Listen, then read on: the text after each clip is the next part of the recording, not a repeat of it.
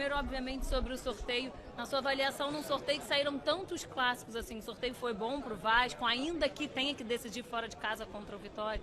Sorteio nunca é bom, né? Porque são times fortes, né? E, e Vitória é um time muito forte, muito organizado pelo seu presidente fora de campo e muito bem treinado pelo Jair Ventura. Um time que tem nos causado muitas dificuldades e a gente já sabia que qualquer time que caísse ali seria muito duro. A questão de jogar fora em casa é relativo. E eu não vou falar a minha preferência, mas eu tenho uma preferência, mas isso é muito subjetivo, mas é um duelo duríssimo, né? Não tenho o que falar. Pedrinho, tem uma questão também até que virou discussão entre a torcida sobre jogar em São Januário ou jogar no Maracanã. Você já tem uma decisão sobre isso? Vai avaliar ainda? Vai ouvir o elenco? Enfim, eu queria saber se já tem uma decisão e o que vocês vão levar em conta para tomar essa decisão, se essa decisão ainda não tivesse sido tomada. Então, essa decisão, quando chega sempre nesse ponto, é uma decisão para mim sempre desportiva. Eu não levo para uma questão ao Maracanã, tem mais receita, não levo para esse lado. E como é uma questão desportiva, ela tem que passar, obviamente, por uma questão técnica, né, comissão técnica e os atletas. A gente sabe que São Januário é um caldeirão, né, tem um poder ali, uma atmosfera muito grande, mas o Maracanã também tem sido um ambiente muito agradável para os atletas. Eles têm se sentido muito confortável e o público, aí eu não estou falando de receita, eu estou falando de gente, né? De pessoas, é um público maior. Então, uma decisão que vai ser tomada em conjunto. Obviamente, agrada a uns e desagrada a outros, mas a nossa intenção não é desagradar ninguém. É agradar todo mundo, mas não dá para agradar todo mundo. A gente vai tomar a melhor decisão para que o Vasco consiga um bom resultado. Presidente, o Vasco segue ativo no mercado depois de finalizar agora o Colídio e o Sousa pela burocracia. Acredito que não vai dar para jogar na Sul-Americana ainda. Mas Diego Carlos e Brian Rodrigues são dois nomes que interessam. O Vasco negociam com o clube? Os dois interessam. O Brian mais difícil pelos valores, né? É engraçado que quando a gente começa a procurar jogador, ele começa a fazer gol adoidado. Foi assim com o Deus. O Sousa e o Colídio, pela burocracia, e aí é bom frisar o porquê da demora, porque às vezes a gente ganha uma culpa ou uma responsabilidade que não é nossa. O Vasco cumpriu todas as suas transações antes do meu afastamento de forma precisa, sem nenhuma irregularidade. E depois do meu afastamento, obviamente, o Vasco é o time hoje do país mais fiscalizado e com mais burocracias para a contratação. Hoje eu tenho um administrador judicial, hoje eu tenho um hot dog, eu tenho uma auditoria e tenho 500 processos para fazer uma contratação. Então isso deveria, para os times no qual eu estou buscando os atletas, deveria ser uma segurança para eles, porque o time que tem que honrar tudo, como eu sempre honrei desde o primeiro dia que eu entrei, antes de eu ser afastado, é o time que mais tem que cumprir para que não haja problema nenhum com a justiça. E às vezes o que se acontece é o contrário. Acontece uma insegurança dos times com qual eu estou buscando os jogadores, e aí eles exigem milhares de coisas, e isso vai criando uma burocracia pelo processo que aconteceu comigo. E é um processo que me incomoda, não esse processo de ser fiscalizado, foi como eu falei já, obviamente, para a juíza. Quanto mais pessoas estiverem fiscalizando o meu trabalho, para mim é melhor.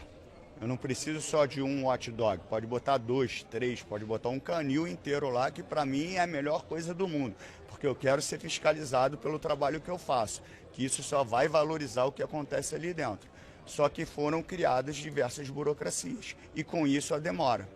Tá? Por isso a demora das negociações. Não é uma demora por incompetência de A, B ou C, é uma demora pelo processo que foi criado devido ao afastamento. E a gente vai em busca de jogadores ainda para tentar fazer uma janela ainda para finalizar com um elenco completo.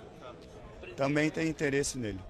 O Pedrinho faltou faltou um assunto só que a gente combinou de ser um pouco mais rapidinho em relação à SAF. Tem bastante tempo que a gente não ouve você conversar, só que a gente vê muitas notícias surgindo, a gente vê que parece nos bastidores tem algum movimento de Flamengo em algum momento tentando complicar alguma coisa. O seu afastamento, a sensação que nos dá também é que atrasou um pouco isso, e agora a gente ouve dizer que a SAF viria só a partir do ano que vem. Se você puder passar um panorama trazendo esses aspectos. Tá, eu vou te passar em que momento nós estamos. Essa resposta é boa porque eu acho que vai matar tudo, né? Assim, eu tive um longo período de negociação com o investidor, um período significativo entre indas e vindas. Nós chegamos num acordo de investimento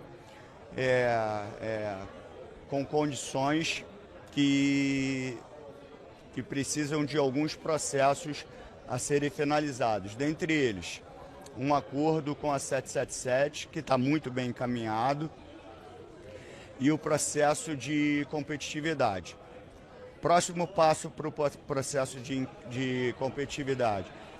A gente envia para a juíza um pedido para abertura de um processo de competitividade.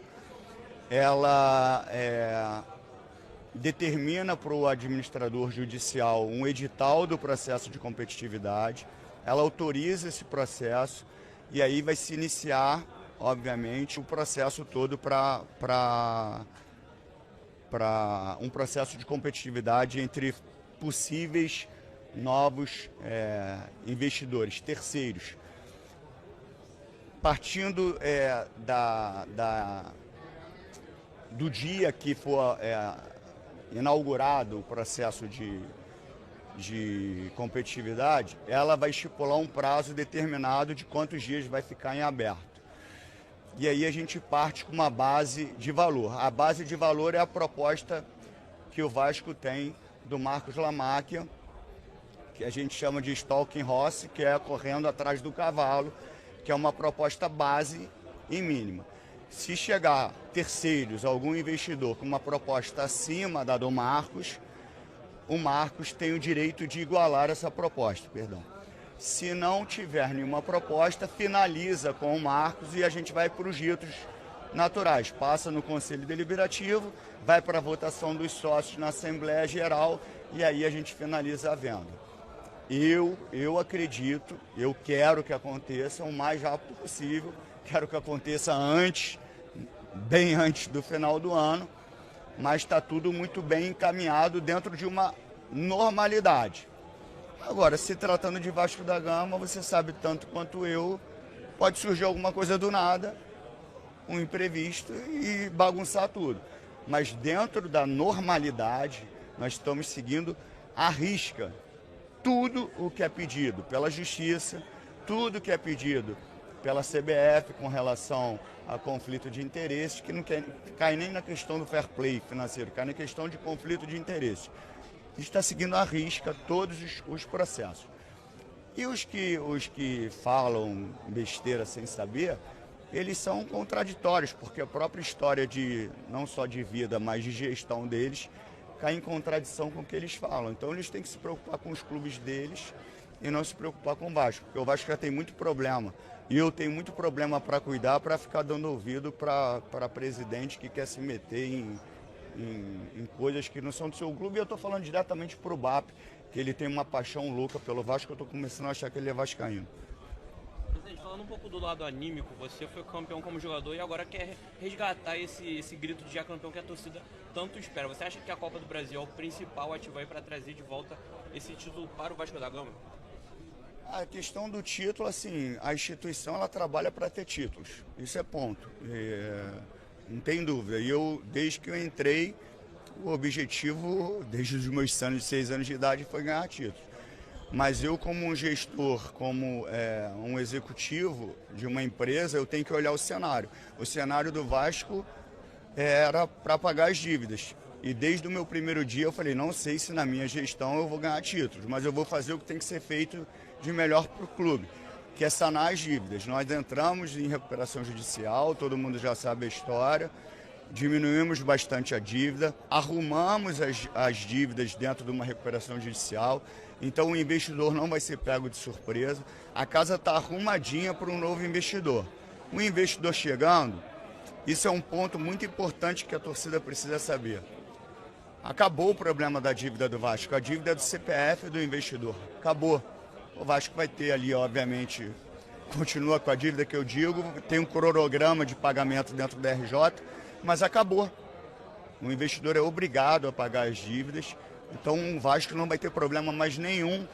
E aí o meu trabalho também é como se fosse um título, zerar as dívidas do Vasco, porque eu sei que daí para frente é muito mais fácil, porque você vai tendo receita, o clube vai se tornando autossustentável, com o investidor a tendência é ficar muito mais forte.